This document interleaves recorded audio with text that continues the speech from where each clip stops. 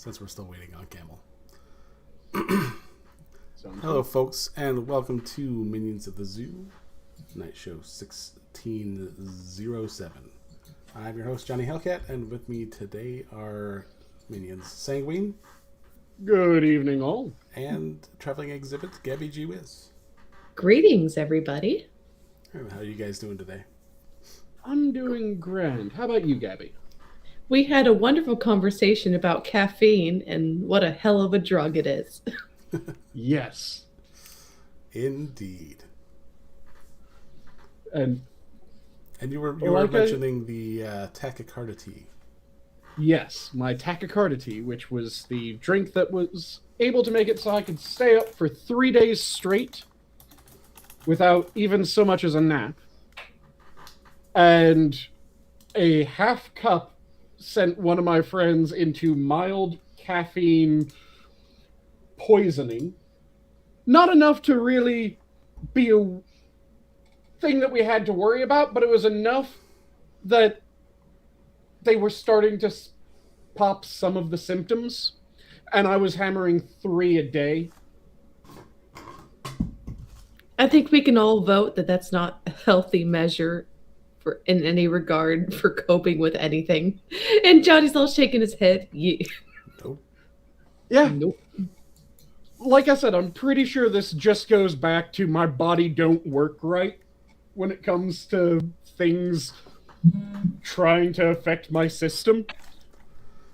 Well, and that takes me back to when I picked up a second job to help get me on my own. And so I picked up a Costco-sized thing of Monsters, which is, I think it was 16 cans that are like, I think they were 24 ounce. Mm-hmm. And, you know, if I was going from, straight from my night shift, like right into the day shift, I would drink one on the way there and get a little bit of a wake up. It'd be fine. And then I'd, get halfway through the shift and then just crash. And then it got to the point where I was drinking 5 in a shift. Mm-hmm. And I'm just like, I need to back out on this.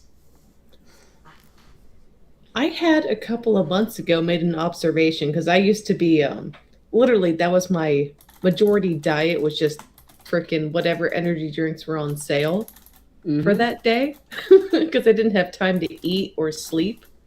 And just a couple of months of just not living that lifestyle was like, dude, my chest feels better. I don't have like the I was drinking so much energy drink. My skin felt like, have you ever jumped into a ocean full of baby jellyfish and your skin gets the pricklies like all over? I was having those. Like my skin was tingly. And oh my god, it's so much better when you cut that, minimalize it. Life's all about proportion. I'm just saying, caffeine too. Mm-hmm. It's just, what the hell with the amount of caffeine that some people can take and doesn't do a thing, and some people, they take like a quarter of that and they're jittery, their skin is prickling, and they're becoming really paranoid because when you start having caffeine overdose, you start getting paranoid, like, what the fuck is going on? Why is everything closing in? Oh my god. And some people, caffeine actually relaxes them. It just depends on your body's wiring and tolerance. Yep. Everything in moderation. Yeah, for me, if I do very low, it has a bit of that paradoxical effect, and then in order for me to have a standard effect, I have to take a hell of a lot. Like, before the stream, I was mentioning that if I start flagging tonight, I'm just picking up my normal drink, which is the maximum suggested caffeine for an adult male of my size.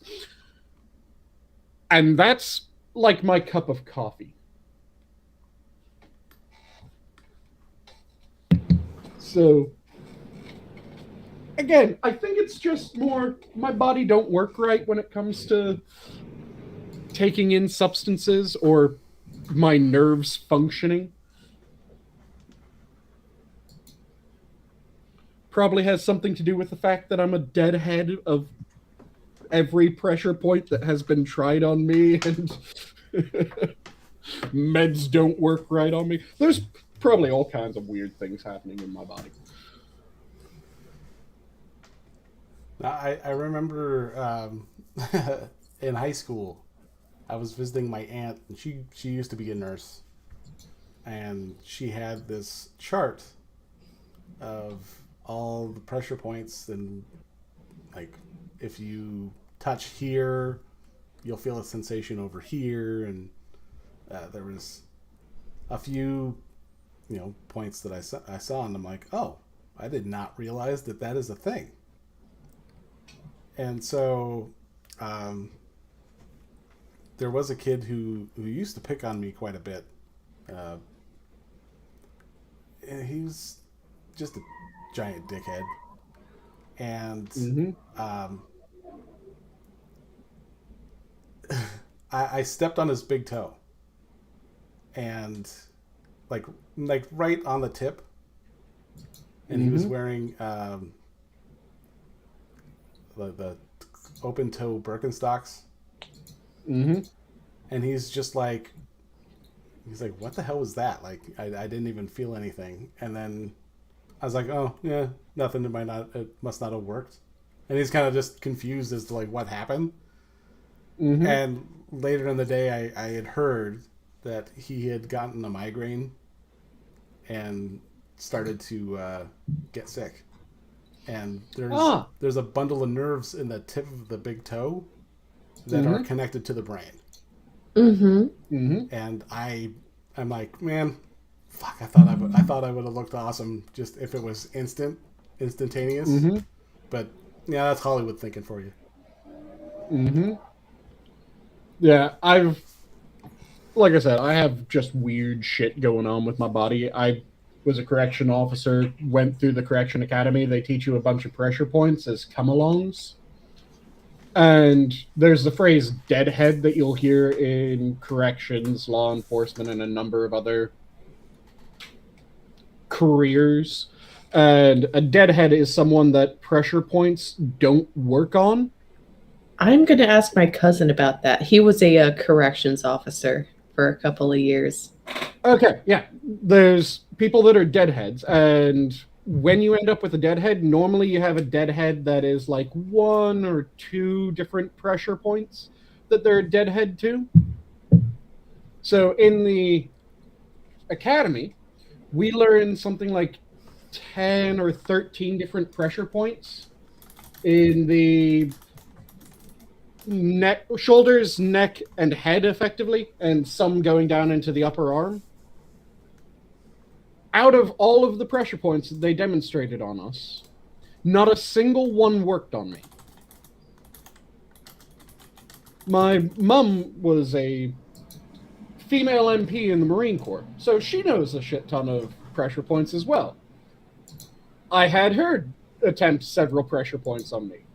None of those worked on me.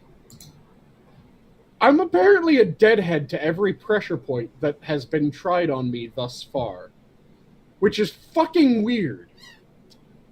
There's always exceptions to the rules. Yeah. Like I said, I don't know what's wrong with my nerves, but something is weird with them. It could be either prior trauma, like physical trauma, or just biological wiring. Who knows? Yeah, when it was in the arms and hands, because some of the ones that my mom showed me were in the hands and in the lower arm and upper arm, those I could understand because I played football from 1st grade to 12th grade. I've had my hands stepped on, smashed between helmets. I've had just entire groups of people end up running over my hand by accident, smashed in between shoulder pads. All kinds of shit have happened to my hands and my forearms. I was taught forearm blocking, so that got deadened up. So that made sense why those were that way. But yeah, I've never had anything that would deaden out the pressure point located underneath your jaw, or most of the other ones that I was shown. So it just became, maybe it wasn't the damage that I did playing football. Maybe it was just my body weird.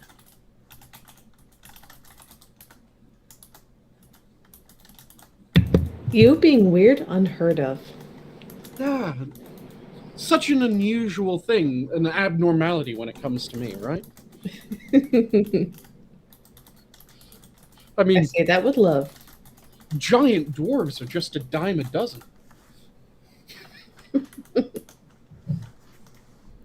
Okay, the quiz may need some explanation.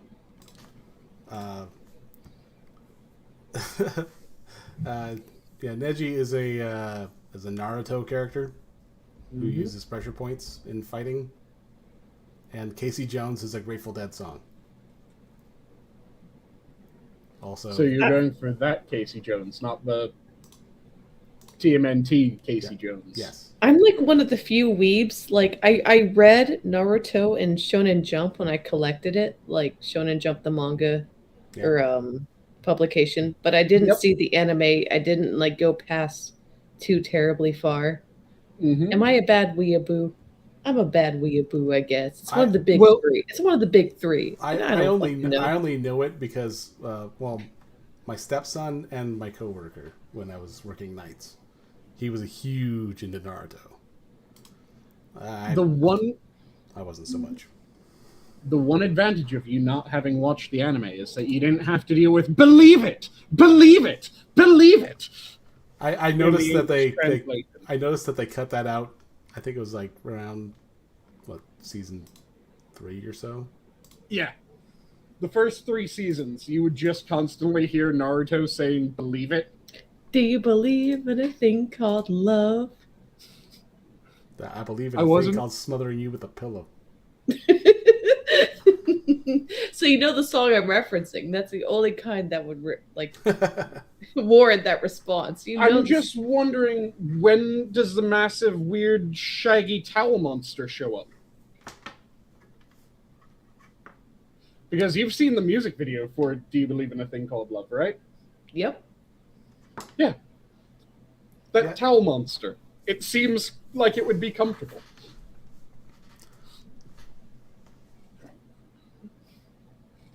And that is one of the weirdest music videos. I love it because of that, though. Yes, exactly. Thank you. A man of culture over here. It's kind of like when I was an EMT, one of the lieutenants for the company that I was an EMT for loved fucking with one of the other lieutenants for the company by trying to find the gayest songs that he possibly could and the gayest music videos for songs, and forcing this other lieutenant to watch and listen to them while they were partnered together. So he found let's see, it's German Sparkle Pants. No, German Sparkle Party. That's what it is. German Sparkle Party. Which, if you have not seen the music video or heard the song German Sparkle Party, you're welcome, but also you need to fix that.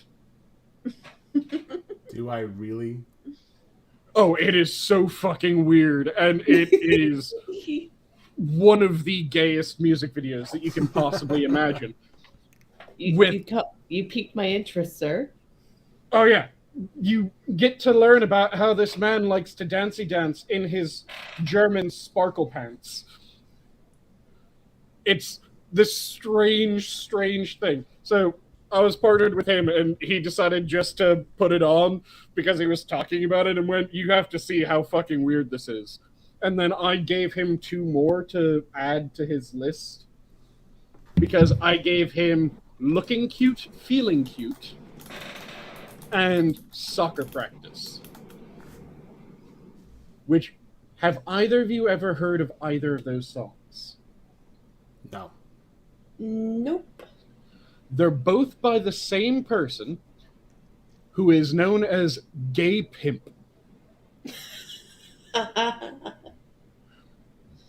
Soccer Practice is a song just full of double entendres about going to the gym and fucking men.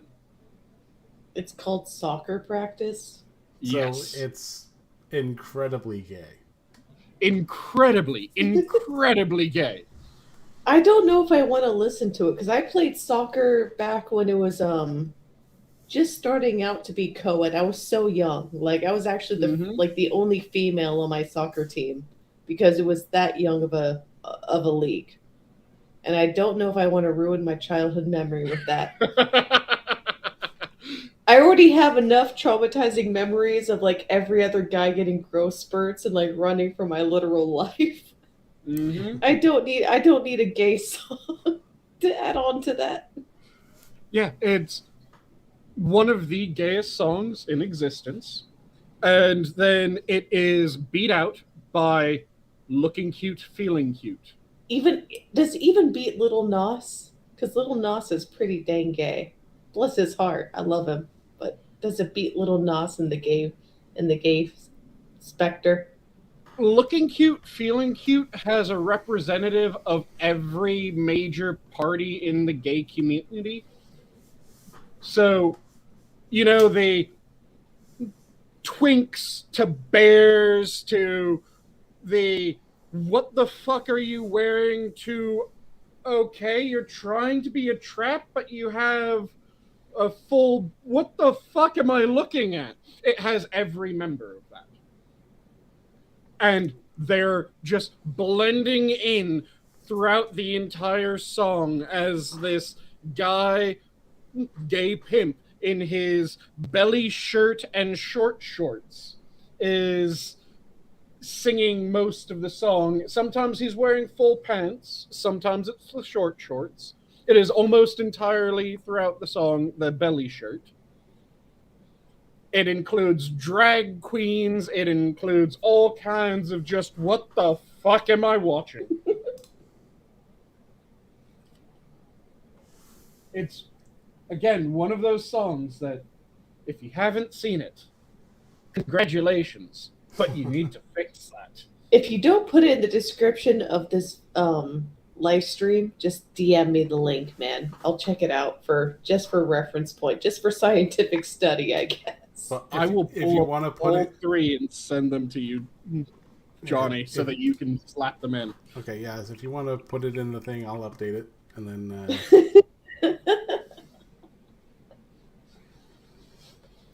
Oh, and apparently, Gay Pimp has now had his actual name come out, because Gay Pimp is also known as Johnny McGovern. So he shares a name with you, Johnny. Well, aren't you excited for that? That's about all we share, apparently. I'm okay with that. Come on, you don't want to... How else do you respond to that? Like, how else? Like, someone, even with my name as unique as it is, like, someone must have it somewhere. I'm not the first human being. You know you want to go to soccer practice with him, Johnny? Nah, I'm good. Drink from the same water cooler. No indirect kisses on this shit. We're terrible. We're terrible people. You know that you also want to have him tell you about looking cute and feeling cute. I'm a moderate germaphobe, so no. All right. So there's the 2 of them, and German Sparkle Party. Here's the second one. What's the first one called? The first one is Looking Cute, Feeling Cute. The second one was Soccer Practice. And this third one that I'm now copying, and I'm going to shoot that one along, is the German Sparkle Party.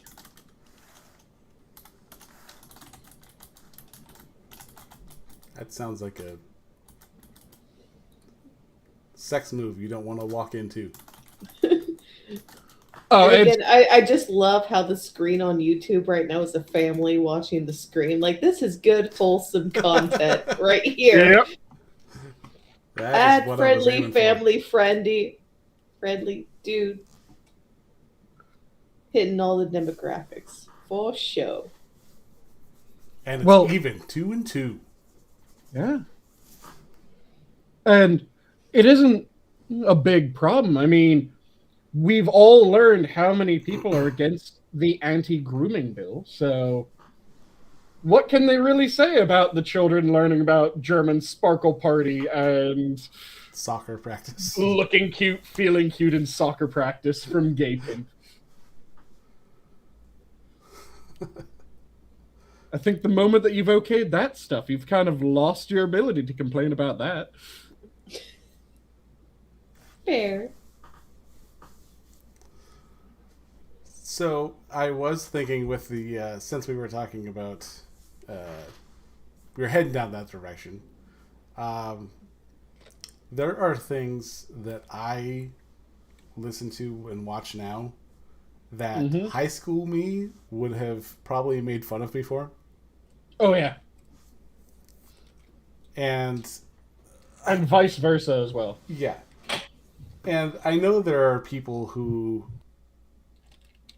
they're like, "Oh no, I was cool. I wouldn't have cared." It's like, man, I was friends with people like you, and you would have ripped me up one side and down the other. Yep. So, what is the best example that you have of this? There are. I'm going to start small. I was actually told not to watch anime when I was in high school. Mm-hmm. And I was like, I have no idea what that is, so okay, sure, why not? I miss those days. Be honest, talking like I'm a weeaboo. I miss those days. Oh yeah, how many conventions have you gone to? How weeby were you? I only went to one. I went to SAC Anime, but like back when it was popular in high school, those were the good days. Those are the people who actually cared about content. Mm-hmm.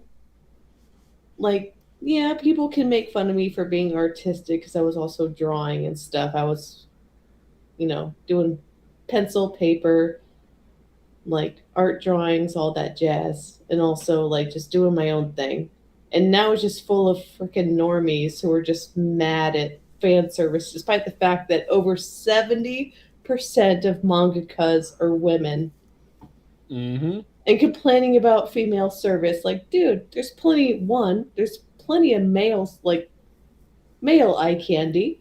And two, like, shut the fuck up. We're dominating over Marvel comics for a reason. Yeah, take out your notebook, dude. Take some notes. School's in session. And the thing is, the reason why it's winning is because it knows its audience. They don't throw the fan service into shoujo animes, for instance. No, they leave the beach episodes for the shonen and seinen. Seinen are more rare to have the beach episodes, but the shonen, hell yeah, beach episodes. Who won't enjoy the beach episode?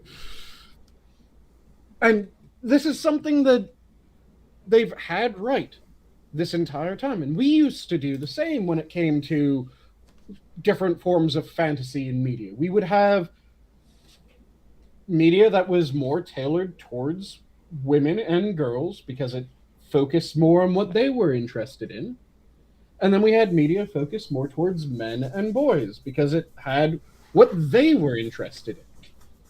It's just an artistic like medium. It's not like a singular.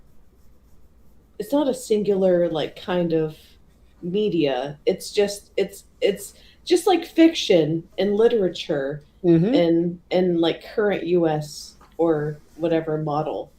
Like, and to treat it all as uniform is just garbage and incorrect. Yeah. And the best example of this is when you're talking about anime and you look at shonen versus shoujo. In shonen anime, the massive climax for the end of a season or the end of a series is going to be the fight against the big bad for that arc or the fight against the big bad for that series. And then that fight is done. There might be one other just rival fight at the very end. Again, something that really gets your blood pumping. And then the show is over. You see this with pretty much every shonen anime, shonen manga, everything like that. You had Naruto, where it was building up, building up, building up, and then you had the massive fuck off fight at the end where it's all the different ninja forces teamed up to go against fucking I'm blanking on his name and I don't know why.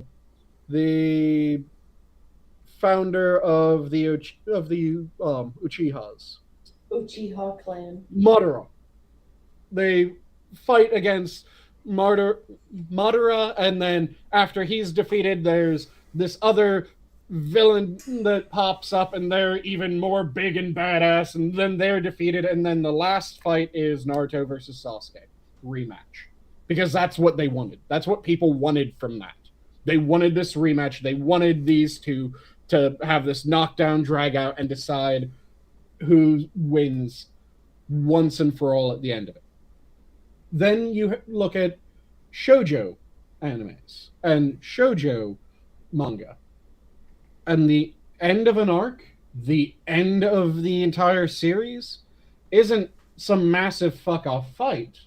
No, no, no. It's typically someone confessing their feelings. Someone. It's interpersonal conflict in a normally Exactly. a high school setting. Yep. It is interpersonal conflict. It is something that's an emotional hit rather than physical hits. Whereas, like I said, in shonen, it is this massive fucking fight. And yeah, there'll be emotional parts of shonen manga. And those do hit and those have a massive impact. Those people know what the fuck happened and they care about what happened in those moments. But they aren't anywhere near as focused on as they are in shoujo. And well, some shoujo Well, I mean, will have there's conflict, but I mean, Yep. it's just a different demographic of conflict. Like, I Yep. mean, I appreciate shoujo and shonen, but I also appreciate their like both different separate demographics. Yep, and you have some that kind of blended a little bit more, but they're almost their own unique thing because they blended it so beautifully. And then you have so the shonen that tends to be younger males are the protagonists, and then you have the seinen manga and seinen anime, and those tend to be older men, at least adult men as the main protagonists in those. Then those even have a different twist. They can be a little bit darker and they can be a bit more fucked up in what happens. And it works because that's what people like about those. They don't try to make a shonen anime that will appeal to all of the shoujo fans. Whereas what they're doing with Western media is, hey, guys really liked superhero comics. So we're going to change as much as we can about superhero comics so that we can attract the women who are really interested in the more emotional and interpersonal story sort of comics, because we used to have those. We used to have comics that were like women can't like create physical conflict. Like God, if you look at how Demon Slayer just like superseded all the Marvel and comic book sales. Like, dude, we just care about quality overall. Yeah, there are certain demographics for a reason because people have their own tastes. That's understandable. But also, like, don't kowtow to like just virtue signaling and just focus on a good story that will gain its own audience, it'll gain its own traction, it'll get its own merit for a good reason because it has merit. And don't destroy merit. We care about quality. We care about quality. And I'm going to point out one that's kind of a mixture of both, and that is High School DxD. Yep. Which, and I haven't seen it, but I've seen countdown shows or videos on YouTube, and when you can dodge a bullet by flexing your titties, that is impressive. Oh, are you talking about High School of the Dead? Was that High School of the Dead? Okay. Yeah. I know it's one of those high school ones. I haven't watched either one. High School DxD is something else. But yeah, like this, she's like, "Oh, I'm gonna get hit," and then just like, and guess what? Guess what? I'm straight, and I still appreciated High School of the Dead because just like I don't care about fan service. It was still a good plot. Plot matters. But I think they plot matters. But I think they put that stuff in there just because of the fact that it is ridiculous. Yeah, I mean, yeah, but that's also the thing about fiction. You can make it exaggerated as much as you want. And there, like I said, you have some that manage to blend so that you have a fairly split, both the shoujo fans and the shonen fans kind of enjoy this one series, but the way that they do it is that's its own series. It isn't a established shonen series that they then suddenly try to shoulder into being that. No, the shonen series stay shonen series. The shoujo series stay shoujo series. And with that, you're able to make your own fucking thing. You're able to make it interesting, expand what you want to do, and you are able to expand the world that you're doing it in without destroying the plot. Whereas what you have with Western media is, hey, everyone really likes Tony Stark as Iron Man.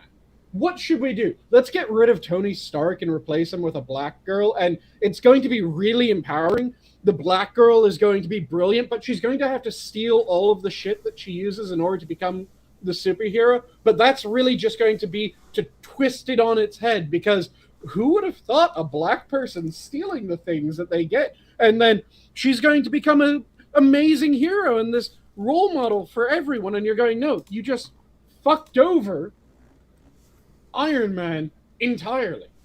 They should they should recast him as Dolomite. I'm still thinking of Tropical Thunder. What's that movie where the same actor for Iron Man did it's blackface? Tropical Thunder, exactly. They should recast Iron Man as Dolomite. That's what they keep doing. They keep on just changing everything about a series, and then they act surprised when the people that liked the series don't like the series anymore, and they're going, but this is the same series. No, it isn't. You changed everything except for the name. When you change everything except for the name, you have a different series, motherfucker. Why do you think Cowboy Bebop on Netflix, despite Cowboy Bebop the anime being a staple, flopped as a live action after one season? It was even trending as like #1 watch show for a while. It still failed Like, they're not going to renew it. They Well- said they weren't going to renew it. Well, it's because I It- couldn't get that chick to keep her fucking mouth shut. Do not ride the coattails and wipe your ass on the coattails and be surprised that people are not impressed. Mm-hmm. Do not adopt a popular title and then change everything about it and expect the same kind of traffic, the same audience. Well, and then Because of you course fucking quote unquote renewed it. No, that's not the way that shit works, dude. Mm-hmm. and of course the chick with, well, it's not like, you know, I couldn't wear the clothes and then she wears the clothes. Oh, the thing It's like, that I go found fuck yourself. The Yeah. thing that I found fucking hilarious about that was her saying, yeah, you can't really do anything in this sort of costume. And then there's just a shit ton of cosplayers that went, hey, here's me doing squats and deadlifts dressed as Faye Valentine. Here's me doing this. Here's me doing that. Just everything started coming out of people running in their cosplay, people doing goddamn cartwheels and flips and shit in the cosplay, people weightlifting and all kinds of insane shit. All of it in anime accurate cosplay. And she was saying, yeah, it's impossible to make this so that it actually works. These people were able to do it on a shoestring budget in their mom's basement. What the fuck do you mean it's impossible to do this shit? And she had done it on other shows. She had worn Yep. Skep outfits on other shows, and she tried to play it off as like, oh, it's misogyny. It's like, I mean, am I misogynistic as a whammon, as a straight whammon, to be like, no, you're so full of shit. Can you have a better tan? No, see, you're a sex trader. It's Oh yeah. Oh. it goes beyond just being a misogynist with you. You are a straight up sex trader. You have abandoned women just to look good to men. To I'm a be pick-me. pick-me. I haven't been called a pick me before. That's new. Yeah. Yeah. That's what they decided. The moment that they started pushing for that shit, they decided that everyone that disagreed with them, they would smear with some horseshit label. And that's it. They're done. They're dusted. They've won the argument because they've been able to say that you're no bad, evil doo-doo head. Just if they had made that without like riding the coattails of the Cowboy Bebop franchise, Mm-hmm. they might have made a semi-profitable, like, because I mean, Cowboys in Space, Cowboy Bebop was not the first people to do that. No, They Cowboys could have made, and they already diverted very much off of the original franchise. If they had just made their own IP Mm-hmm. instead of like trying to ride the coattails of one of the most popular, iconic franchises ever in weeaboo culture. And again, over 70% of mangakas are women, and weeaboos, a lot of them are in fact women. And if people didn't like it, they shit on people for being misogynistic. Just make your own original content. It would not have flopped so bad. But that's hard. Do you know how much harder it is to make your own original content that's good rather than take something that's already good and just shit it up? I just thought I had more faith in humanity than that. The thing is that it's perfectly fine having faith in humanity because, yeah, humanity are brilliant sons of bitches and they do awesome shit constantly.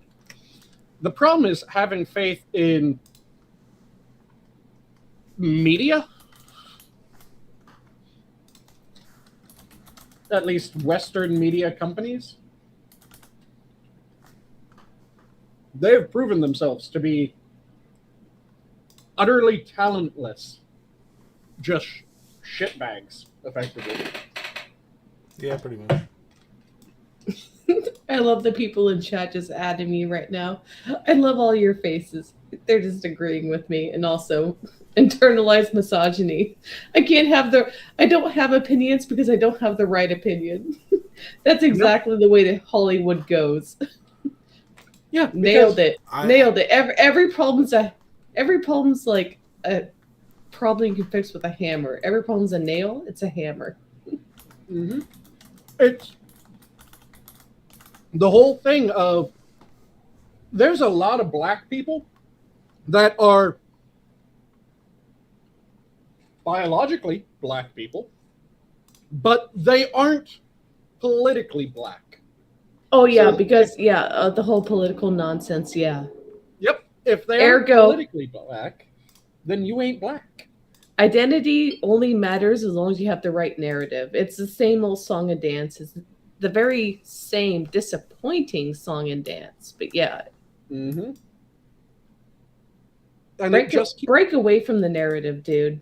Be your own person. Have your own thoughts. Get your own education. That's all anyone here asks. I found the perfect picture for you, Gabby. Oh no. 'Cause you're a race traitor. I'm a race and gender traitor. Nice. Oh.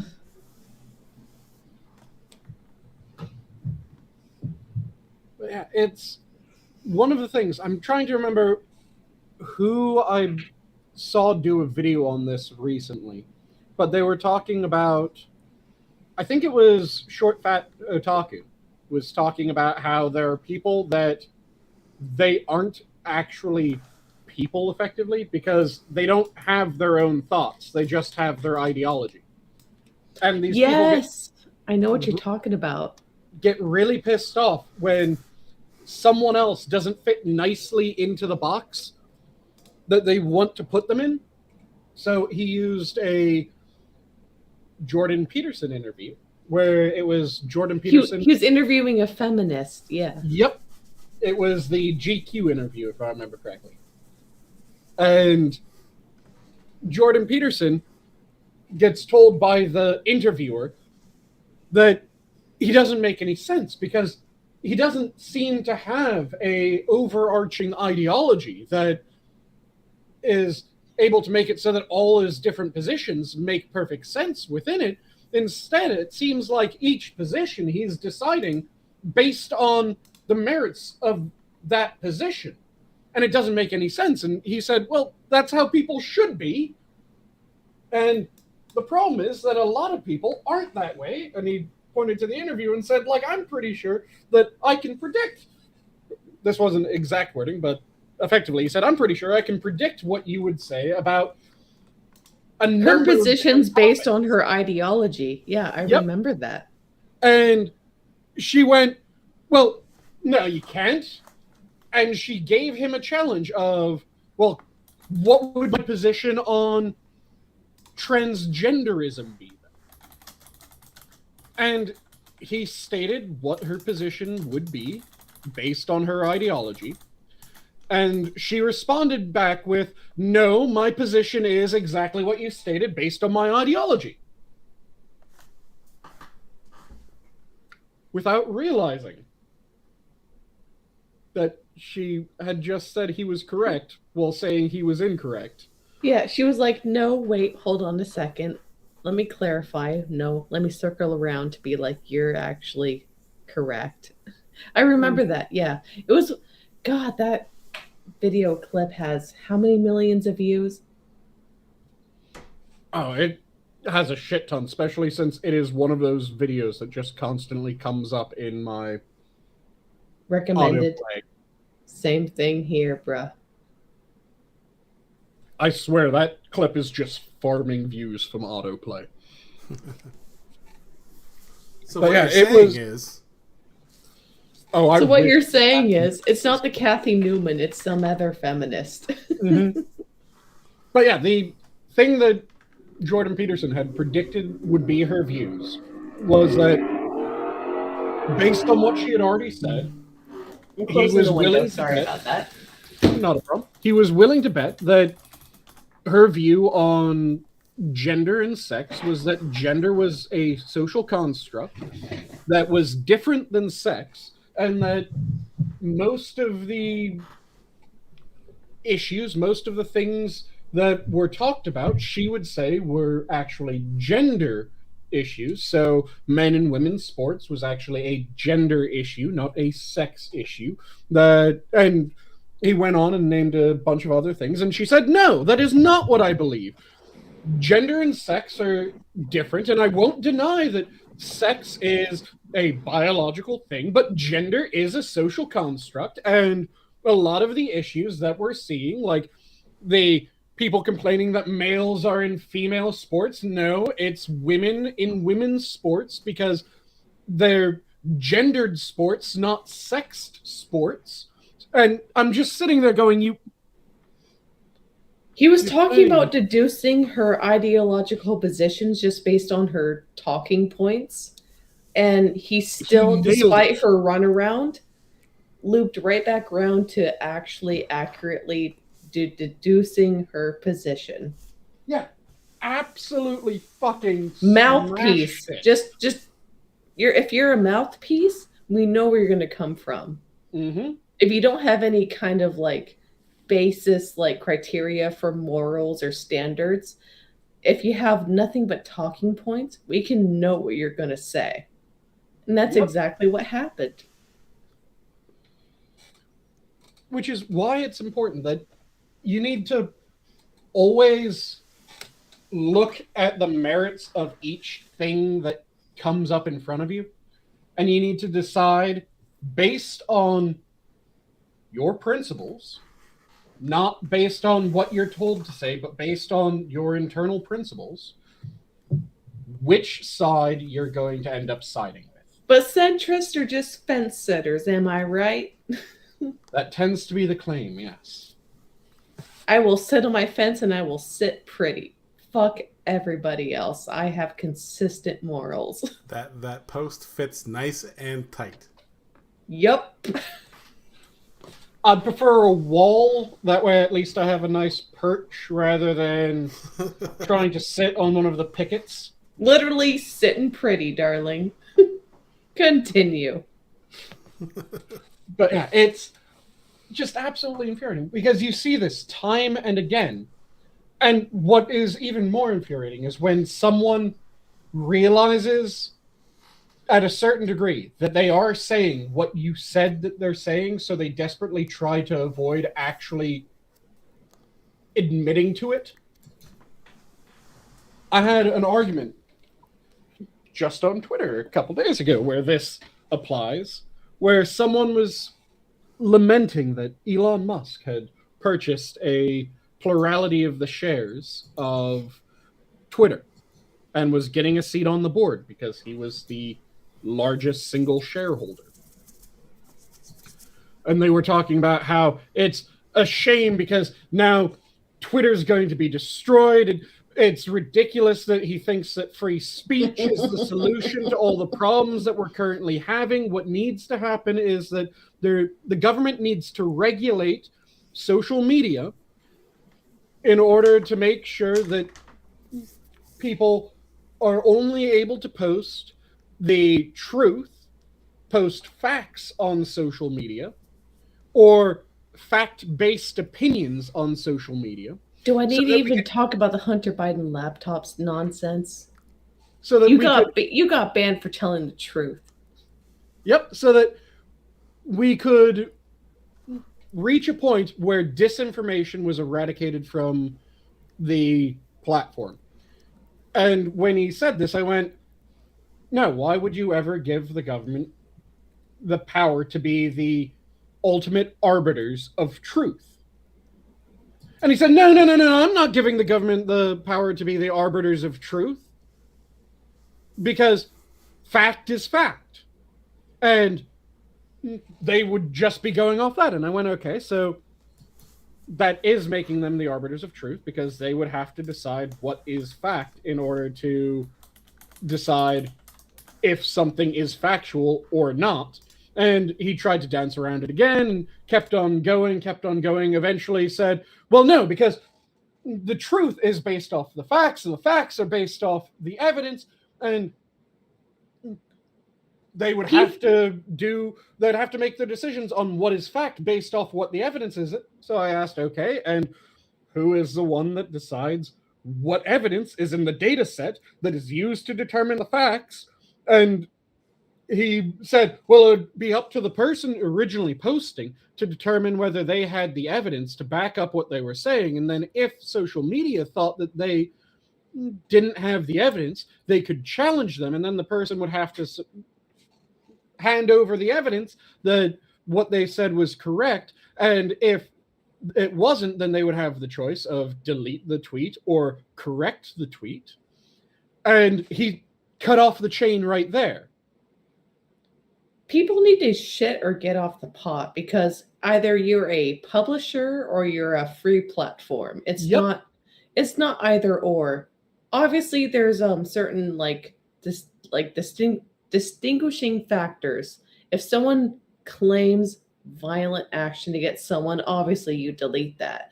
But either you will police every tweet and every statement made by everybody, or you are an open platform and let people speak whatever they want to speak. But you can't have it both ways. And this is something that's been going on. It's been a back and forth for so many years. But like, some people just want to like have their cake and eat it too. Mm-hmm. But the guy cut off the chain right there, acting like that was all he was saying, when no, he was calling for regulation. So there was a third link in that chain. And that third link was the final link in that chain.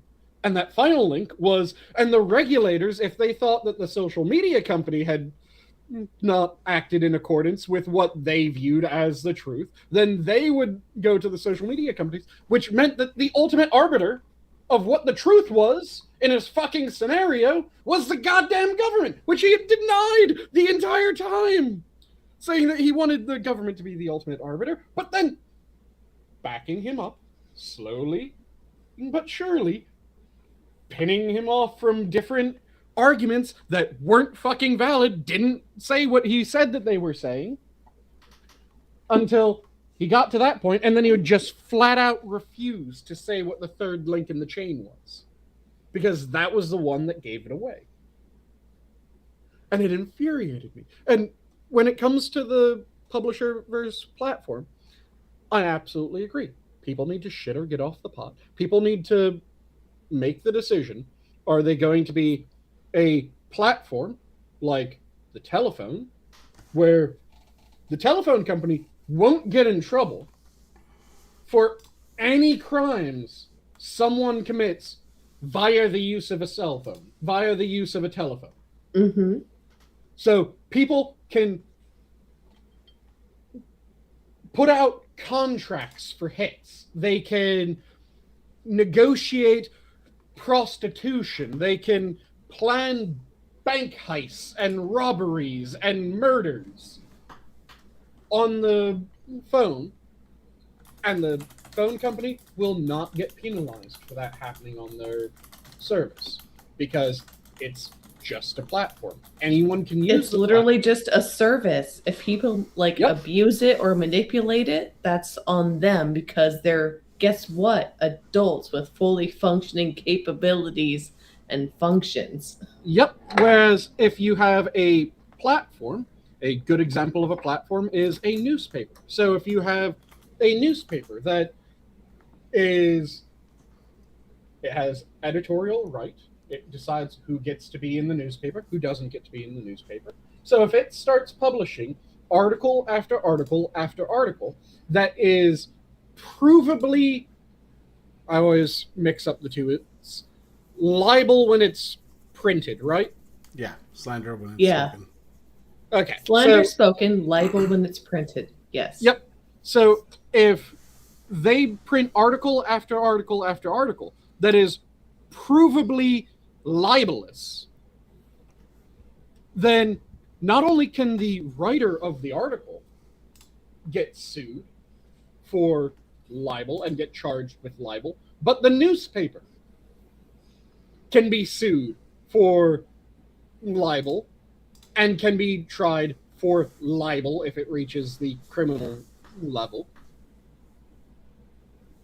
And that's an important thing. That forces, or should force them to stay honest. The problem is they aren't getting sued as many times as they really should be currently. Well, there are there have been lawsuits, but like they've kind of weaseled themselves, like the whole Rachel Maddow and the Russiagate stuff. Mm-hmm. Like she was a spokehead for her company, but also at the same time they brushed it off as a mouthpiece, like, oh, she's just stating her opinions. So she's on a news network, but she is speaking what she feels is right. So there is a lot of wiggle room.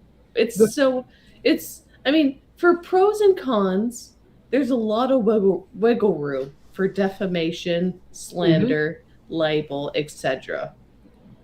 You just have to spot the ideologues, and thank goodness for the information era, quote unquote, because we have more access to all resources. If you don't cite your resources, just like with a college paper, I don't trust you, bro.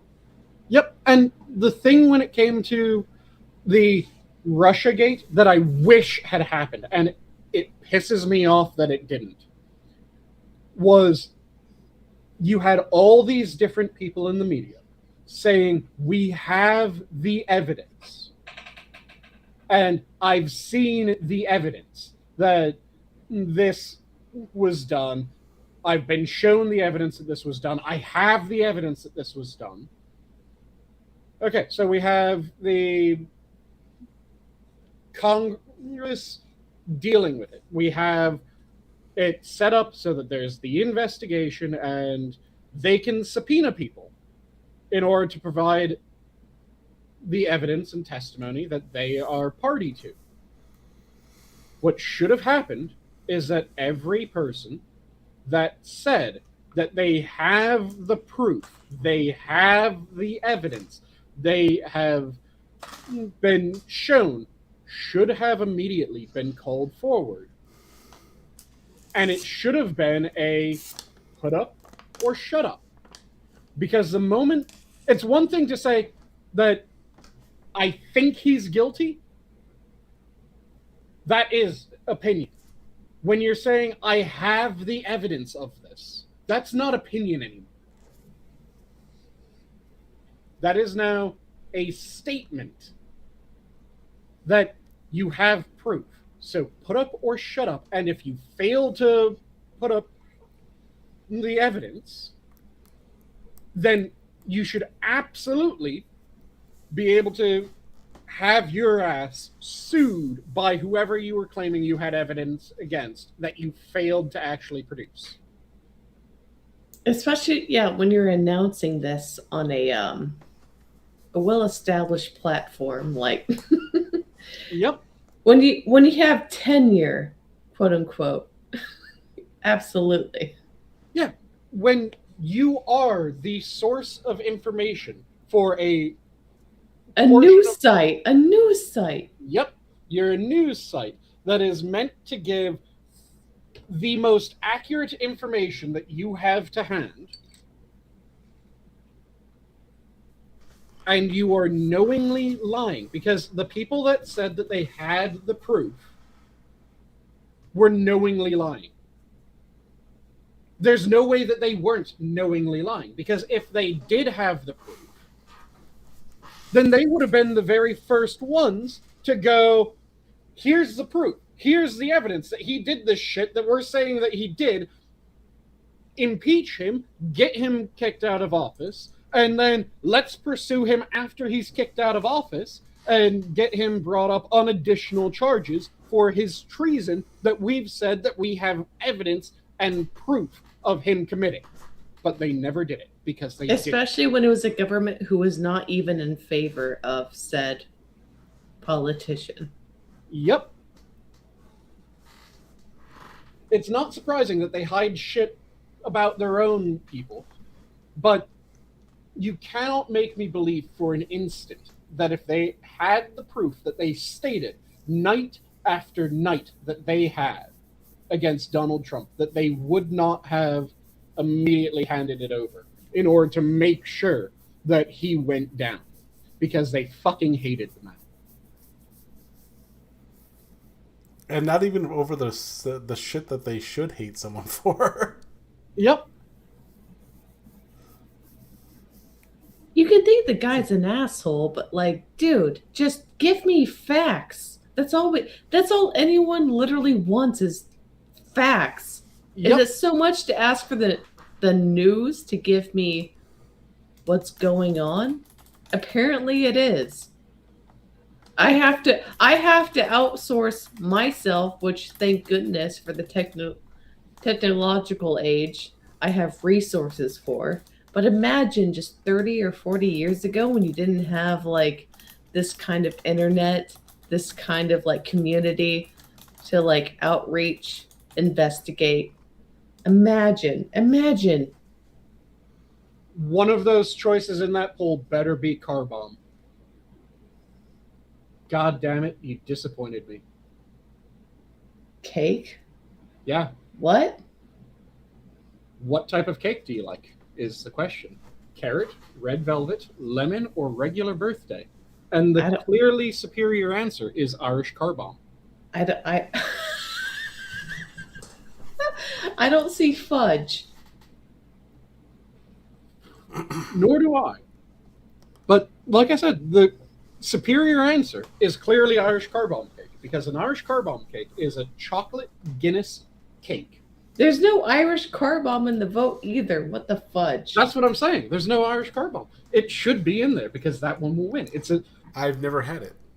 Chocolate Guinness cake with a chocolate Jameson whiskey ganache and Bailey's Irish cream frosting. Oh, that sounds good, actually. Mm-hmm. Oh, it is absolutely sinful. Especially if you make it as alcoholic as I do, and you can get pissed off a few slices of cake if you have a low tolerance. There is a ice cream shop here that actually sells an Irish red ice cream, and they also have an Irish whiskey ice cream. Very nice. And the Irish whiskey ice cream is probably one of my favorite ice creams that I've ever had in my life. Mm-hmm. And the Irish red, I'm assuming they're using an Irish red ale? Yeah. Nice. Yeah, it's funny. As soon as my wife, I picked her up from work for lunch, and we stopped off, and it's her ice cream shop that as we call it, because I usually never go there. Mm-hmm. At least I should say I never used to go there, up until the Irish whiskey ice cream. But I got 1 scoop of Irish whiskey, 1 scoop of Irish red, and by the time I got to my apartment, I'm like, "You smell that?" And she goes, "Yeah," and I'm like, "That's what I smell like without the alcohol." Nice. So yeah, that was Yeah, Irish whiskey ice cream sounds amazing. I need to get an ice cream maker so I can slap together my own version. You totally should. Homemade ice cream is totally the best. I also really want to make a saffron and rose water ice cream. Dude. Yeah, you can't tell me that doesn't sound amazing. I'm not denying it. I'm voting for it. Yep. yeah, that sounds good.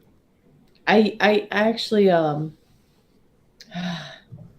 used to have like one side of my family who would make homemade ice cream. I can only imagine what it would be like to add additional ingredients. Found some mace balls. There's so many different ice cream flavors that I want to experiment with.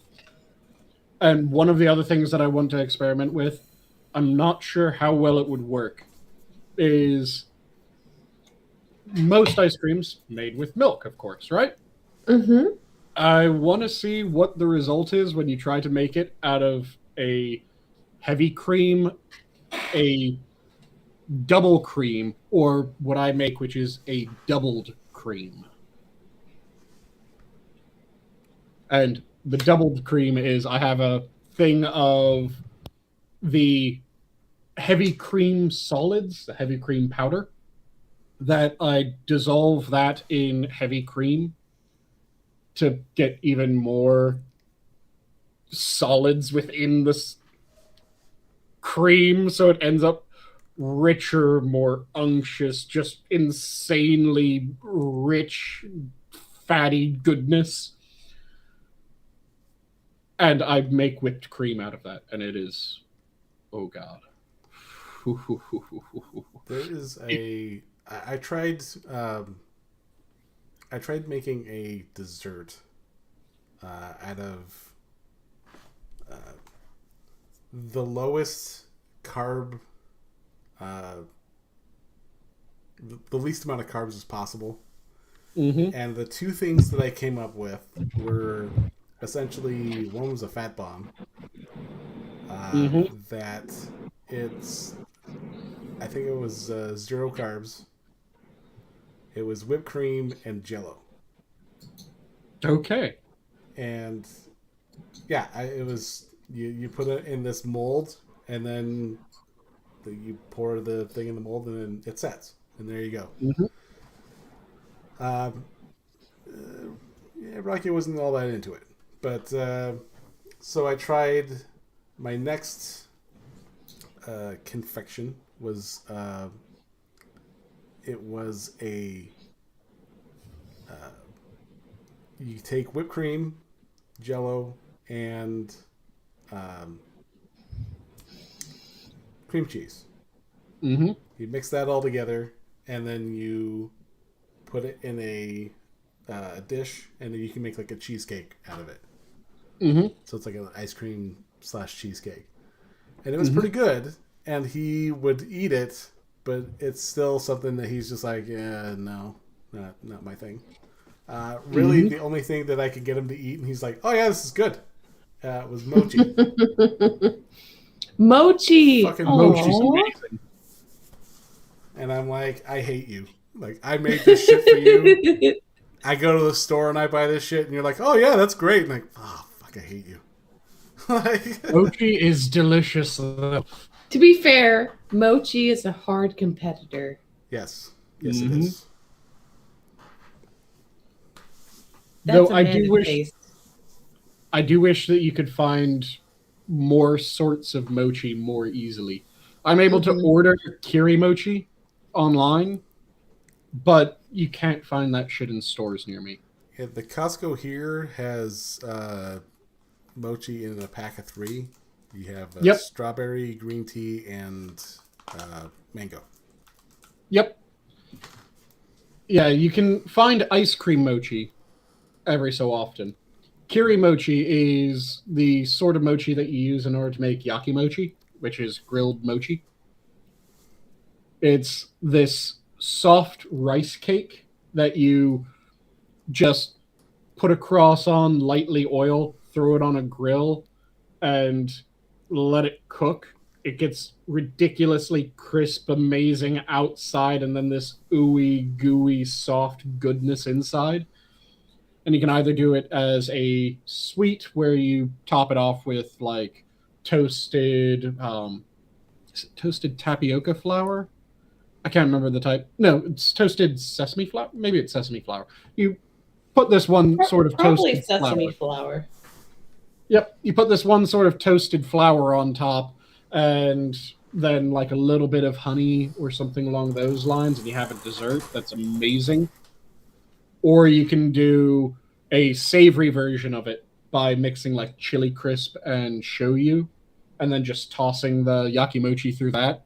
So you end up with this salty, spicy, ooey gooey cake of goodness. Nice. If anyone knows their cooking, it's Sanguine. He has an amazing cooking channel on YouTube. Not YouTube, Twitter. I have my cooking Twitter. I need to finally have my OT end before I can. You need to start promote trying to it do more. Cooking videos again. It's delicious. Because for a while I was doing cooking videos on my YouTube, but work just got insane, so I haven't been able to for ages. But once everything calms down again, I mean to start it back up. Only I'll be doing it on a different YouTube channel that will be set up when it comes time, and that I will advertise when it happens. Please do, because you are talented. You're a talented individual. Please do. I am rather chuffed though with how the cooking Twitter has been growing, because it seems like every day I'll click over to that one and I'll get notification of like, yeah, these 10 people joined in the past few days. Oh, okay. And it has completely become just Japanese and Chinese people posting foods when I'm scrolling through. Which, oh my god, it just looks so good. But I mean, we all need the interval of just good, wholesome cooking stuff amongst everything else. Give us some inspiration, either like culinary or just in general, like humanity-wise. Give us we're here for positivity, more or less. And since you did kind of elbow me to shill a bit more, I'll toss the link in today. And there's the link to my cooking Twitter. I just posted the previous week of dinners today around 5 Central. So you can look at what I ate in the past 7 days. And next week, on Thursday, 5 Central, again, you'll be able to see the next 7 days of dinners. Nice. And I make all kinds of things, because this week I had everything from kimchi fried rice to coal cannon and chicken stuffed cabbage leaves to a pork medallions on top of bacon coal cannon with a garlic whiskey cream sauce served over top. It was really good week of meals. Then again, I always enjoy cooking, so pretty much every week I just food. Food is a universal chicken soup with a soul. From cabbage leaves stuffed to, and that was cabbage leaves stuffed in, it was mashed potatoes with cabbage leaves in it, stuffed inside cabbage leaves with added chicken and fermented cabbage. And then, yes, there was the bacon coal cannon. But I also did like Sakura shoyu marinated chicken thighs on umeboshi rice with some shisho fumi furikake sprinkled over top. And then takuan, which is the sun-dried daikon, which is a rather interesting and nice flavor. Goes particularly well with alcohol. As do most foods. Yep. As you can definitely see from most of my dinners. No, you always post a different kind of beverage to go with it. Yep. But same thing with any kind of like culinary aspect. Like some things are better with beer, or some things are better with like a white wine or a red wine or a what have you. Mm-hmm. It's all about the experience. Just have a good time, man. And for most of the meals, I tend to give several different drink options. Well, I say I give several different drink options. I have several different drinks that a standard person can choose as different options to go along with the meal rather than having them all in one go.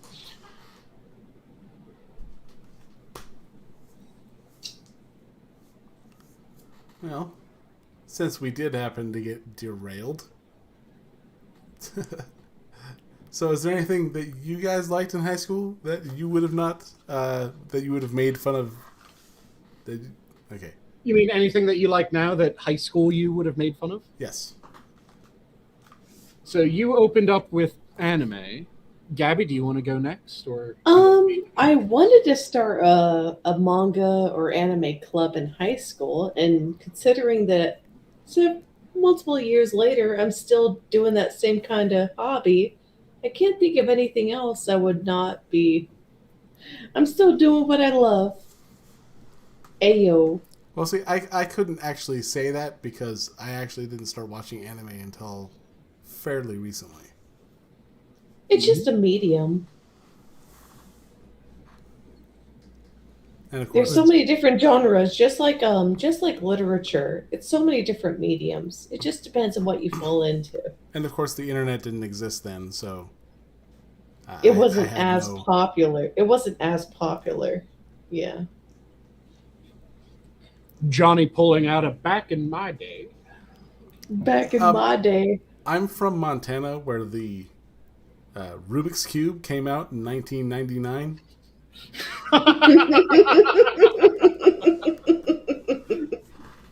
Bless your heart. Yeah, we only like recently gotten high-speed internet. Like, Okay. I'd say, let's see, back when I'd say to even remotely catch up to where Hammer is, I would probably be rubbing two sticks together to start fire.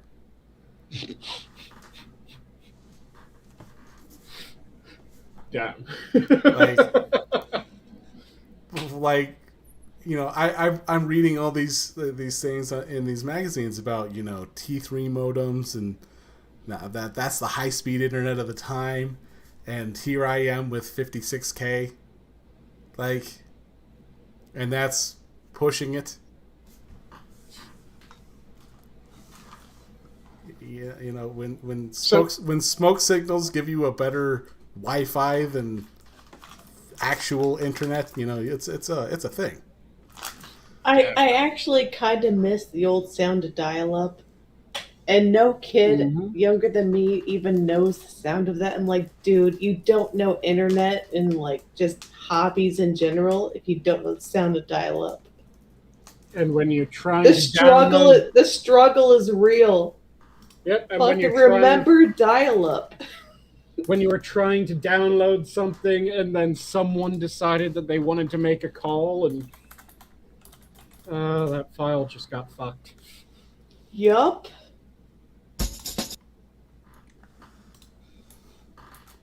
I will post a gimmick that Conan O'Brien did back in the day that was funny, called WikiBear. It actually refers to the dial-up tone when he's like, let's start searching, and then he does the dial-up tone. Nice. Oh, and Terry is having a go at you, Gabby. Gabby is also a little baby. Us old folks didn't have the internet in high school. I enjoy that statement because the moment like people ask me what the fuck is dial-up, I'm old. God knows I'm old. Ugh. It's same thing as when I go to the grocery store. They stop asking me for my ID. I know I've reached old. Yeah. Okay. Have you ever used a microfiche? A what? Well, that answers that question. A microfiche. What? Wait, does this mean that I'm not the youngest person on air tonight? What? I don't. You've never I'm so lost. you've never heard What? of a microfiche? No. What? They were an old school way of storing pictures and information that you'd be able to access at libraries. And you'd have to get the what is it? Was it called a microfiche reader, or was it a different name? I'm not sure, but yeah, you had this tiny little like, God, what the hell? What's that thing where you put the the spiroscope or whatever? Where you put you put the little pictures in the binoculars and you push the button. Yep. Yeah, you had this. There were two ways that it could be displayed, if I remember correctly. You could have one way where you stuck in the microfiche, and then you had to look at it through effectively these hard-mounted binocular-looking things.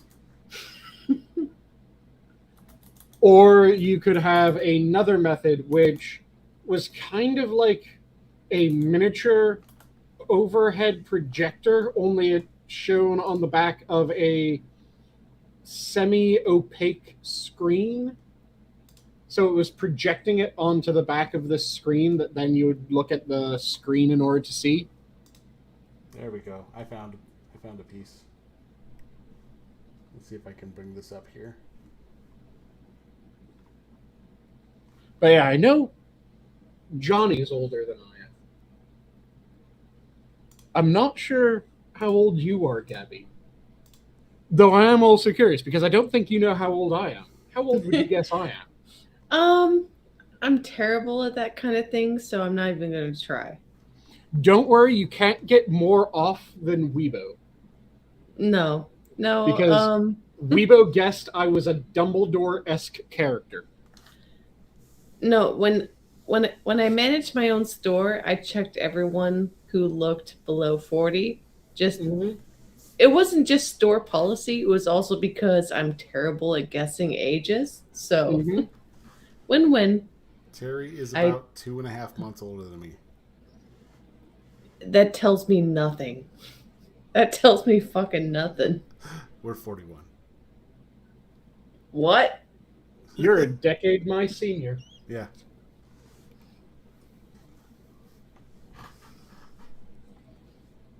So are you the youngest? Of the children in my family, from my mother? No. Yeah. The youngest of the three of us. Yes. I think With I think him she being is. 41 and me being a decade younger, so 31.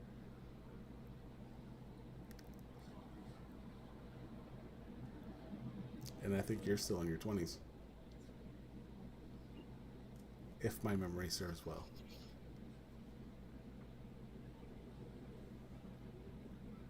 You remember dial-up? Were you a late 90s baby then?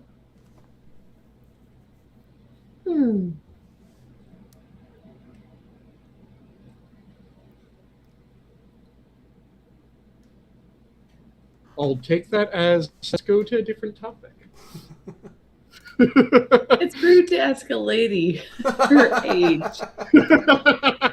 That's why I'm not asking. That's why I'm not asking directly. Are you laughing about the lady or the age part? The age part. See, that's why I didn't ask how old are you. I asked, are you the youngest of us? There's a difference. That just means that there's an age range.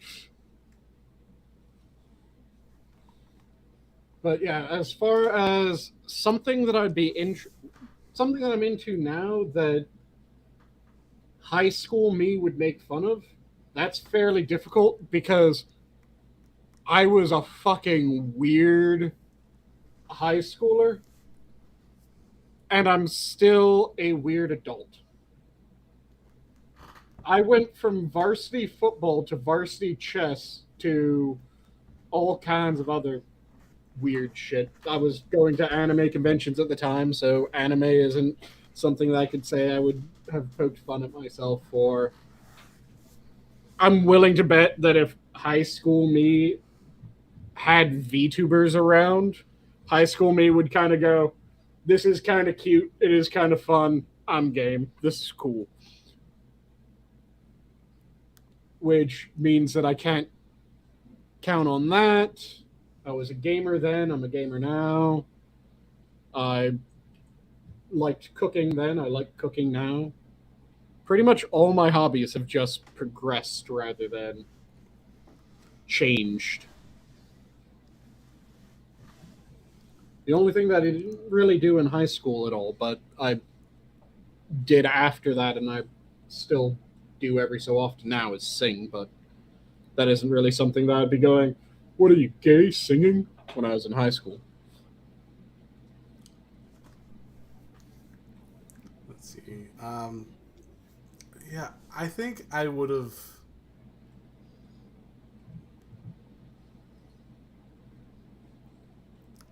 I probably would have been like, well, that's weird. And then I'd be like listening to it and be like, okay, I like this. And that's because of when I started watching anime, I started getting into the theme songs more than the actual shows. The OPs, yeah. Yeah, the OPs and the ending songs are pretty dope, not gonna lie. Depending on the show you watch. And the first one that caught me was "What's Up, People" by Maximum the Hormone. Mm-hmm. From Death Note. Mm-hmm. And then I remember I was in my trailer, and I'm like, oh, I have Pandora. I can just say I've been listening to like Mill and Cullen and No Use for a Name on their thing. I'm like, I wonder if I can listen to something outside the region. And so I put in Maximum the Hormone. And I'm just like, oh my God, what have I been not listening to? Like, it's just been astounding from there. And Quippers has a comment. What is the greatest anime theme songs ever, and why is it the best One Punch Man? One Punch Man does have a good opening. But so does Tanya the Evil and Overlord. They have pretty freaking OP ending and opening songs. So I'll challenge you, bro. It'll be hard to say which one has the best, because there's so many that are really goddamn just chef's kiss. Like the Cowboy Bebop opening, that one, I can't imagine any other song being the opening for Cowboy Bebop other than... Yeah, you're talking about Tank? Yeah. I have had to remove that from my audio library because it causes leadfoot. Oh. Nice. I have almost been pulled over several times while listening to that song. Just because I will find myself just putting my foot down whenever I'm listening to that song. I have blasted Corpse Husband music and I've never been pulled over.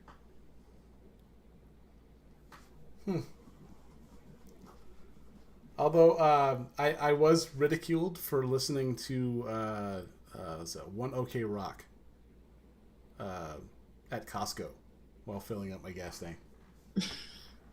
No. And I don't even remember what song it was, but it was one of the endings to one of the Rurouni Kenshin movies. And he started the lead singer started singing in Japanese, and they just sort of like gave me this, and I'm like, "Well, you never heard a man speak Japanese before?" And and she's kind of like, "No, like I'm not. Whatever, go away." Like trying to. I'll play Hunter x Hunter music. Like, I don't give a shit. Hellsing was also really good. Hellsing, yes. But yeah, there's just a lot of them that the openings perfectly fit. Big O's opening was fairly good for it. And I gotta say, some of the Bleach endings, The gals they have singing those songs, whoo boy. Yeah. Lovely voices. Some good-looking ladies. And good, yeah. There's one of the Bleach songs that pissed me off every time I hear it because it is effectively the Japanese version of Imagine. Because it's describing what it's meant to sound like is this utopia. And I'm going, this sounds nightmarish. Continue. It has the same thing of like nothing to kill or die for.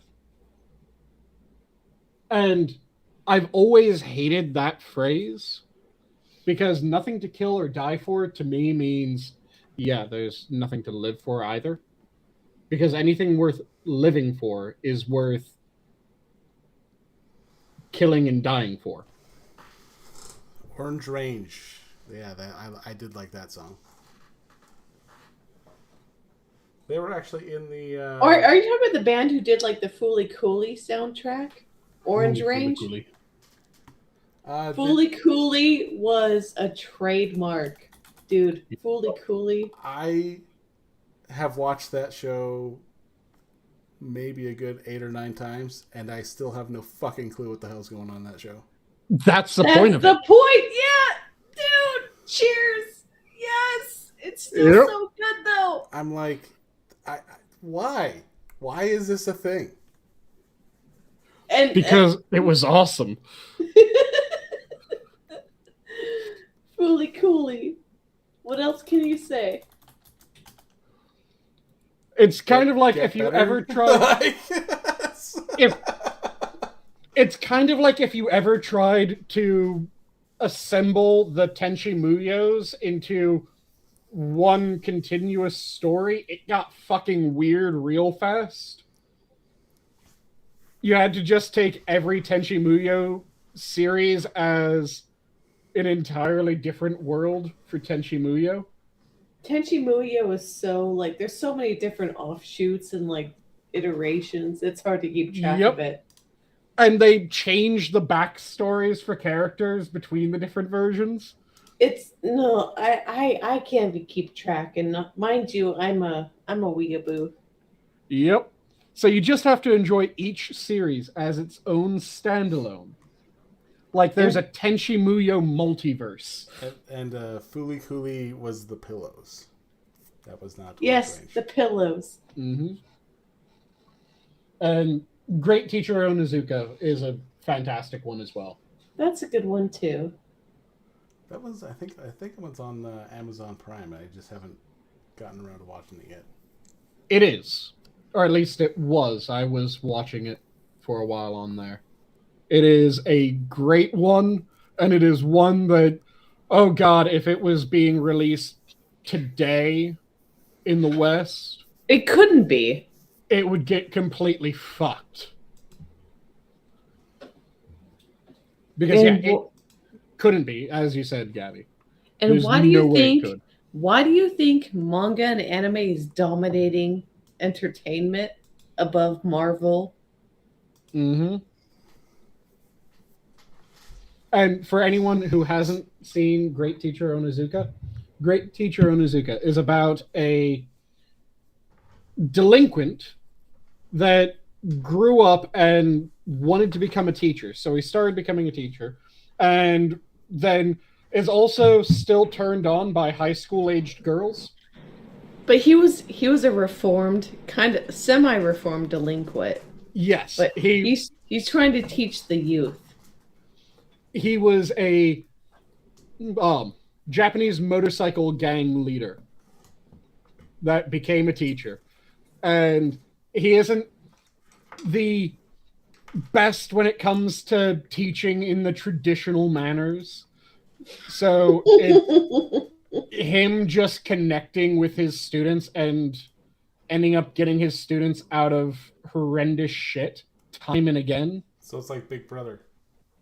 But he was given the most troublesome class, and he was also a former Yankee. So he knows how to relate to them the most. Yep. And the first episode alone will let you know entirely what the series is going to be like. Because in the very first episode, he is teaching his class at this one school. Then one of the girls in the class, who has always been having trouble, asks him for after-hours tutoring. He agrees. She then starts trying to seduce him as a couple other guys are hidden away to take pictures of him being interested in the attempts at seduction. He turns her down the entire time, thinking that this is wrong, even though he's going, oh my god, she's attractive. But they still get pictures that are fairly questionable. They start trying to blackmail him. As they're trying to blackmail him, they get attacked by a gang of hooligans, and he just wades his ass into the fight, even though he knows that these people are going to make him lose his dream job. He wades in and ends up saving them, ends up connecting with each of them. And at the very end, the girl ends up flashing him. That is the fucking series. In one episode, that is the series summary, effectively. A guy who's just trying to be a good guy, but is an absolute fucking pervert. And a former Yankee delinquent trying to actually connect with his students and make sure that they're in a good place. He was given a troublesome class that no one else wanted to take. And he was a delinquent himself, and he makes it work. That is that's the entire plot. One of the previous teachers for the class that he's given was driven nearly to suicide. In the show, that is one of the things that you find out very early on. And it was the class purposefully trying to drive the teacher to suicide. That's how fucked up the class is at the start. It almost seems like, I don't know if you guys have ever seen the Donnie Yen movie, Big Brother. Donnie Yen? I don't think I've seen that one. Yeah, it's like Donnie Yen's the martial artist who was in the movie. He did the oh fudge. I'm having a brain fart. No, he did a lot of the which kung fu movie was it that Ip Man. He was Man. Eat Man. Yep. Yeah. And then he was in God, what the hell one was that? What other movie was he was in the Jack Ma movie as well. Which, did you guys ever see the Jack Ma movie? I haven't seen the Jack Ma movie. Do you guys know who Jack Ma is? Nope. Jack Ma is, or was, because he's kind of been disappeared by the Chinese government. Jack Ma was the person who was in charge of Alibaba and a bunch of other Chinese, like Amazon and eBay knockoffs. Oh, shit. And he was known for just being ridiculously eccentric. He would do yearly concerts and shit like that, dressing up outlandishly, and he started to learn martial arts. He found it really fun. He wanted to do a martial arts movie. So he got a bunch of really highly skilled martial arts actors to be in this short movie with him. You can find it online. You can find it on YouTube. And it's him just fighting his way through these martial artists in this story that doesn't really have a story other than, hey, look, cool fight. It is glorious, and it's, what the fuck am I watching? I wasn't sure. Flashback to the 90s, man. I didn't know he was in Blade 2. Oh, yeah. But yeah, I cannot find what I thought he was in. But the first movie I saw of his was oh shit. It was some in the Line of Duty 4. Mm-hmm. And my stepson and I were looking into, trying to find something interesting, and I was like, oh, you like because I think his favorite movie at the time was The Rundown. Mm-hmm. And I'm like, oh, well, you like action movies? Let's watch this one. I used to get high and watch this one, and we had fun because the gal's stunt double was a poorly dressed dude. Nice. And just to make sure, The Rundown's the one where Christopher Walken calls a South American village a bunch of goddamn Oompa Loompas, right? Yes. Okay. Oof. But yeah, it turns out that he's not only going to be in John Wick Chapter 4. Nice. They have completed, and it is in they're starting a live action Sleeping Dogs movie. Ooh. And Donnie Yen is going to be playing Wei Shen. Nice. Oh, I love Donnie Yen. I will check out that movie just because of that actor. Yeah, there is no bad movie that he is in. Like, he doesn't do a bad job. Yeah, his movies are always awesome, and the action in them is always top fucking notch. And there's Enter the Fat Dragon, which has been on my waiting for Amazon to put it on the Prime list for a while. Mm-hmm. Where he dresses up like a fat Bruce Lee. Nice. Yeah, the Ip Man movies alone are just good fucking god. There's so many Ip Man. There's 4 movies of Ip Man? There's 4 of the main canon, yes. And then I think that there's 2 Ip Mans which are not really Ip Mans. One of them's Grandmaster, I think is the name of it. That's Enter the Fat Dragon. Nice.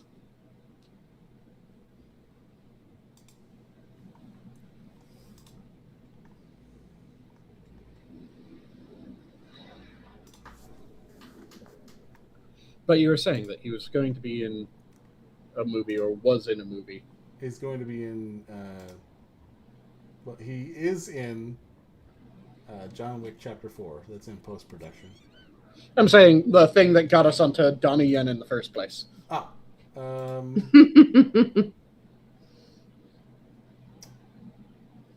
did we get to Donnie Yen? I don't know. These conversations derail so much, it's hard to tell where we were going when the whole thing started. See, I know every point where I derail a conversation. I'm not sure where other people derail a conversation all the time. Sometimes they manage to slip past me, and this one unfortunately slipped past. I remember that... And I fangirled too hard. I can't tell you where it branched off. Donnie Yen is OP. That's all I can say. Like I said, just the Ip Man movies alone. Fuck yes. And it's funny, because in the Line of Duty 4... his name is Officer Donnie Yen. Nice. Hell yeah, it is. It's like, you can tell who was writing that. Did you just write yourself in this movie? No. His name is Donnie Yen. Mine is Donnie Yen. There's a complete difference here. Mm-hmm. I do always love when it's... With Donnie Yen, I don't think that it was this case, but you know that there are a shit ton of actors that the character's name got changed because they wouldn't fucking respond to their character name. So they just went, okay, what's your name? Okay, this is the character's name now. And they just substituted in the name because the actor wouldn't look when called by the character name at any point that they were supposed to. So they just gave up and went, fuck it, you're an idiot. This character's now just your name. It sucks that Jet Li's not doing any movies so much anymore. Yeah, the last one that I remember he was in were the Expendable movies. He did Expendable, League of Gods, That One Night While We Dream, which was a short, and then Mulan. And then the rest, I think, has been... That's a shit one to end on. Yeah.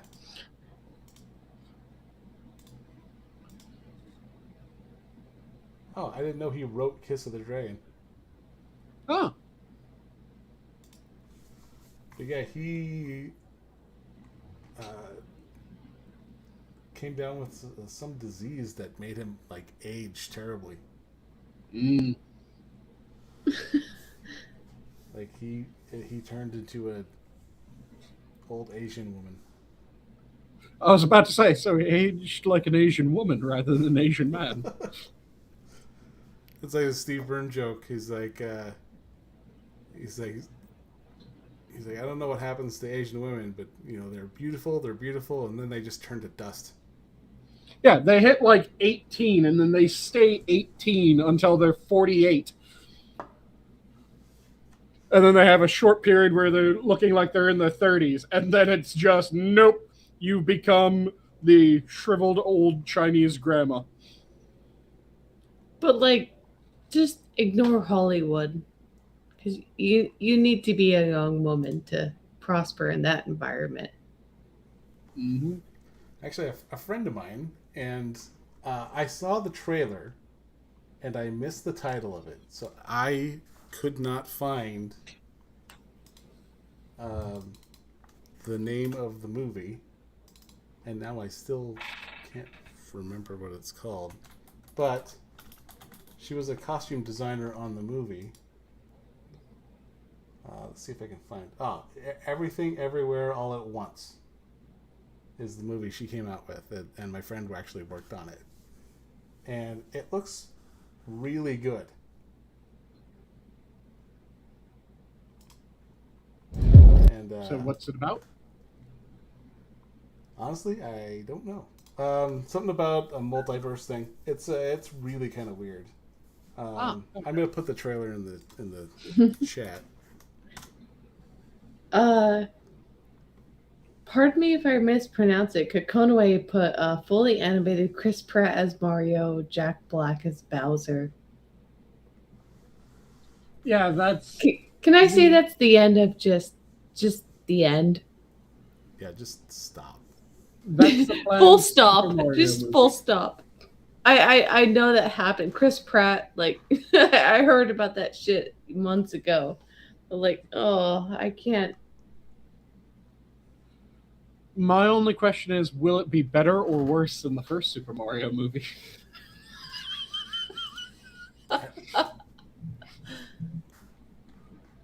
I'm a Luigi. I don't know. Both the leads just drunk off their ass the entire time that movie was being filmed. That kind of reminds me of the Dorkly Bits agent. He's like, yeah, you know, you need yourself a brother. He's like, I'm an only child. He's like, well,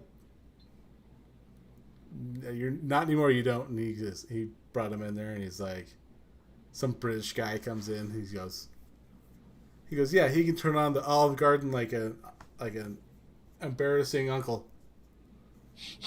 And he goes, you know, I really don't think. And he goes, do it. And he goes, I'm a Luigi. And he goes, see, perfect. Nice. Did I put WikiBear in again? I thought I didn't put WikiBear in. I may have put WikiBear in. Let's see. And yes, you put in introducing WikiBear. I put in WikiBear. Okay. It's a trick. I got you. Is this going to be your personal version of the Rickroll rather than Rickrolling? You're just going to... This seems to be a wiki bear. Never gonna let you down. Never gonna hold you back. You're going to wiki waddle? There we go.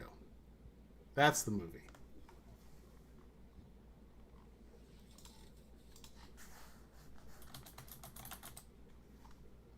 Okay, so according to this, an aging Chinese immigrant is swept up in an insane adventure where she alone can save the world by exploring other universes, connecting. Oh, this is the one where... could have led.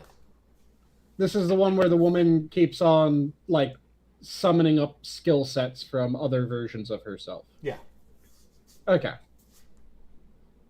They're all like alternate universe hers. Yep. I've seen previews for it. It looks interesting. Yeah, I saw the trailer and I'm like, that looks like Michelle Yeoh. Okay. Mm-hmm. Like, what's the name of the movie? Oh, I missed it. Well, fuck. How am I gonna know what that is? Like. And then I was on Facebook, and my friend, who's she posts Facebook posts like, "Oh, just saw Leonardo DiCaprio driving a golf cart down the street." Like, casual Tuesday. It's like, shut the fuck up. That's not casual.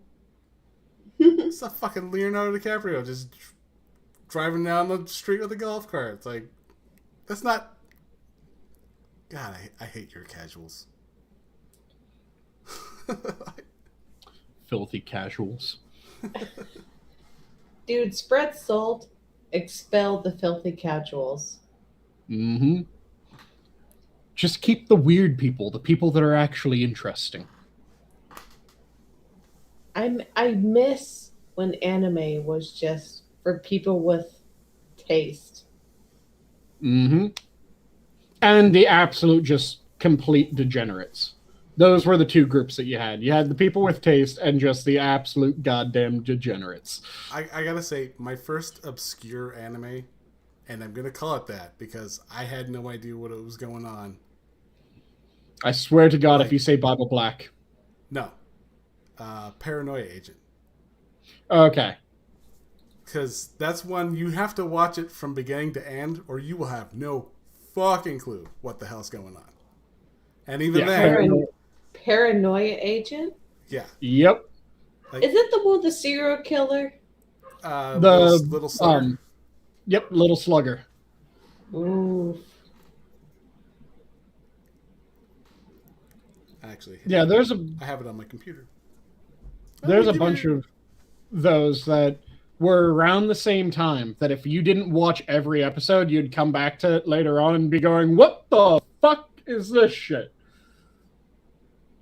Because Paranoia Agent, absolutely. If you missed an episode, you're going, okay, what the fuck happened? And then Ghost in the Shell was that way as well. Wolf's Rain was that way as well. Wolf's Rain. Oh, I missed that. Mm-hmm. I miss just a lot of the anime that got me into enjoying anime. Mm-hmm. There was a couple that I'm just like, this is back when I really started to get into it. I think it was post like, because Bleach was my full, that was my intro to, Mm-hmm. and then there was one that I caught the end of it, but I really had no idea what was going on. I don't even know the title of it. I think it was something about vampire hunters or something like that. Vampire Hunter D, most like. And there was or Blood Plus. No, I remember Blood Plus. Oh, I goodness. remember Blood Plus. Anything Okay. past Blood Plus we don't talk about because it was fucking garbage. Yep. Blood Sea. Never watch it. Ever. Oh, you found the one that you were thinking? No. Or oh yeah, Blood Seed was Blood Plus. Yeah, one. Blood Seed, Blood Plus. Blood Plus. His opinion is valid. Just ignore it. Yeah. To a certain degree. If you see Blood Sea, don't.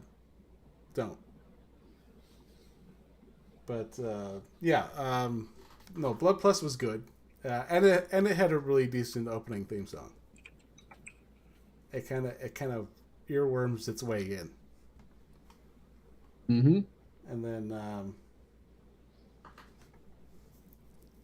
let's see here. I miss old school Toonami. I would stay up late just to watch Cowboy Bebop, Big O, all that stuff. That was super awesome in my opinion. And I'm going to say something that some people might vehemently disagree with me on. Mobile Suit Fighter G Gundam was actually pretty fucking fun. I know a lot of people hate G Gundam. But fucking Argo Golfsky. What can you not love about a Russian in a giant Gundam that pops off its own shoulder and uses it as a fucking flail? It's amazing. And just how gloriously weird Japanese racist all the Gundams were. Because you had like what was it? Holland's Gundam was a fucking windmill. He just had a windmill on his chest because Japan went, what do we know about Holland? Or what do we know about the Netherlands? They're the ones with the windmills, right? Sure, let's make him a windmill. America's Gundam, we'll give it boxing gloves and 6-shooters. Okay? The Canadian Gundam, I don't know, make it a fucking beaver? And give it hand axes, because they do logging there, right? Yeah, it's Canada, they have to do logging. Just everything about it was, let's make the weirdest cultural stereotype into a Gundam. I think it was the Mexico's Gundam was a fucking Bandito Gundam.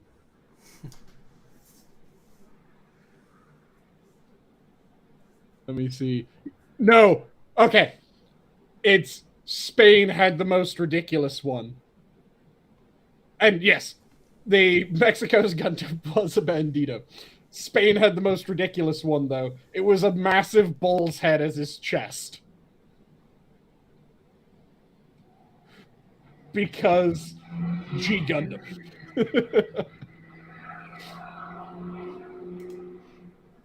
Listen. Let me just copy this link address, pop it open the side tab so I can show for anyone that does not remember the weird Japanese racism in G Gundam. Oh god, amazing. And here is the Mario one I was talking about, the Dorkly Mario one.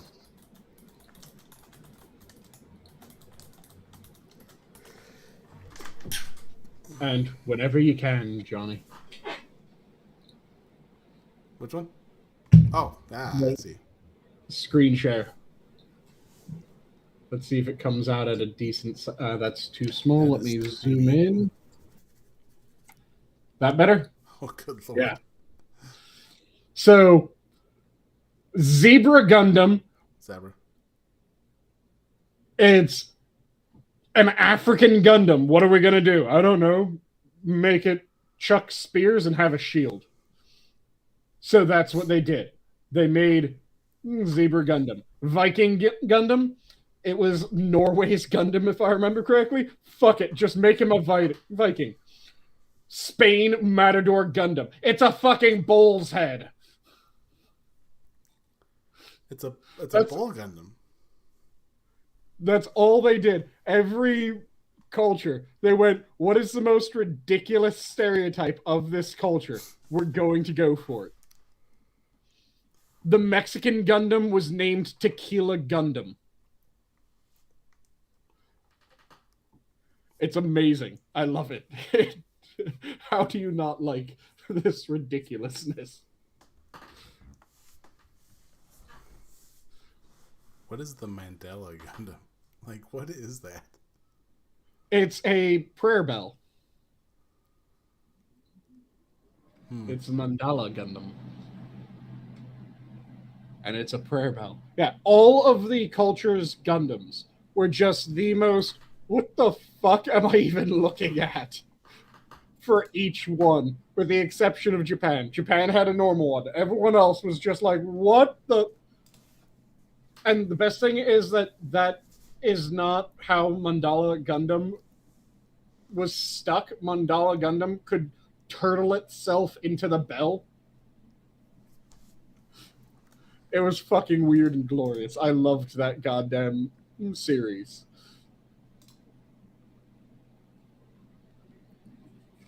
And then Zoids. Do you guys remember Zoids? I do remember Zoids. Dude, Zoids. That was amazing. Yep.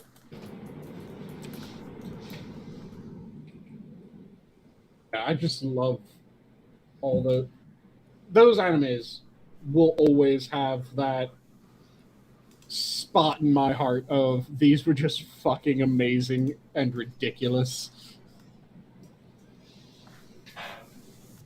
I'm trying to remember the full name of the Zoids series that I really liked, because Chaotic Century was the second one, which wasn't as good as the first Zoids series. Because Chaotic Century was the one that was about the war, whereas the first Zoids series was just, we're having a massive tournament. Fucking kill each other in these sentient robots. What? Well, I am starting to fade out, so I'm gonna start with parting thoughts. Fair enough. With you, Sanguine. I'll leave off with my standard of, if you're passionate about something, make sure that you devour it. Don't let it devour you. See, when you don't call him out on it, that's the one he goes for. Not always. Sometimes I mix it up, but a good chunk of the time. How about you, Gabby? I'm just here for the party, and thank goodness everyone else is here, and I hope you had a good time. Cheers, party people. All right. Got to reminisce about old school anime, which was fun. Always. And I will go with one on my own.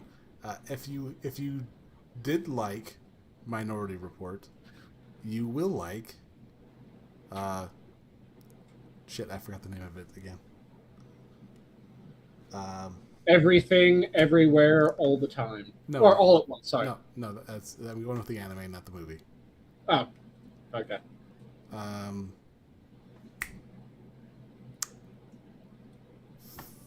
Fuck. Which one are you thinking?